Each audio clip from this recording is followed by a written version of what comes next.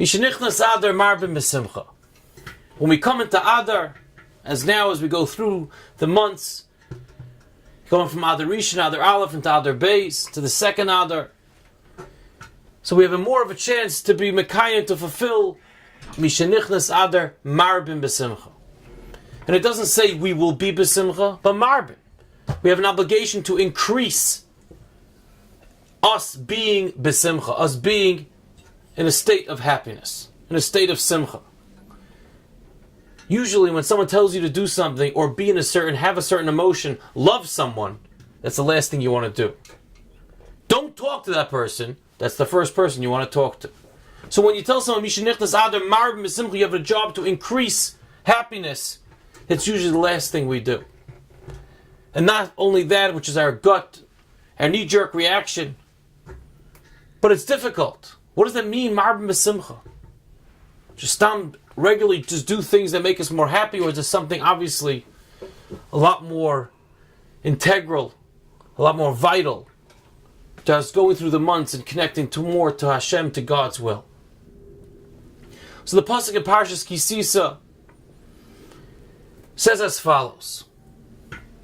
When we talk about the matzah shekel, how everyone, all the Jews, from the males from a certain age, from 20 and up, had to give a matzah shekel, a half a shekel coin. What was this for? We committed the ultimate sin. We worshipped the golden calf. We worshipped the egel. Whether we did or a fringe society did, and we just allowed it to happen, we were quiet.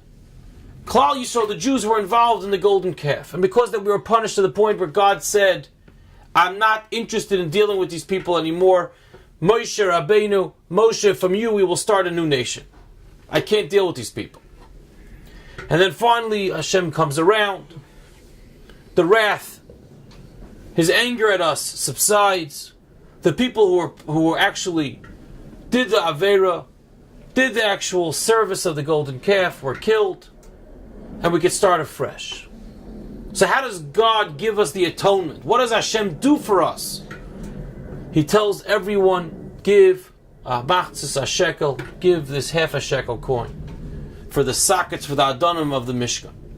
And in that schus, you'll be atoned for the Aveira, for the transgression that you did, and you'll be able to merit the Kabbalas Torah, the acceptance of the Torah at Har Sinai. Let's think for a second. It's a tremendous travesty. God just wanted to kill us. So what does He do? He gives us a half a shekel to atone for that. And what is the challenge of giving the half a shekel? It says for a poor person should not give less, which might be a sacrifice. He can't afford it. He's got to push himself, stretch himself, sell some of his personal belongings to get to a half a shekel. V'ha'ashir lo yarbe. And a wealthy person should not give more than a half a shekel. What kind of challenge is it that a wealthy person is not supposed to give more than a half a shekel? Which wealthy person, when you asked him, someone calls him up on the phone, would you like to donate $5 or would you like to donate $50? Which human being is going to say, you know what, give me the $50 option? Unless you have a personal reason, or it's a Chinese auction, or it's a raffle.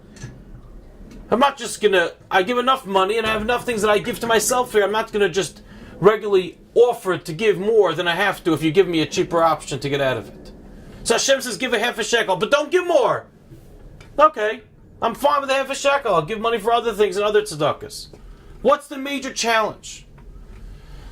So the Bali Musar explain that normally if you call a wealthy person on the phone, you give him two options, we'll all take the cheaper option. However, in the place in front of an ani, in front of other people, you line them up together.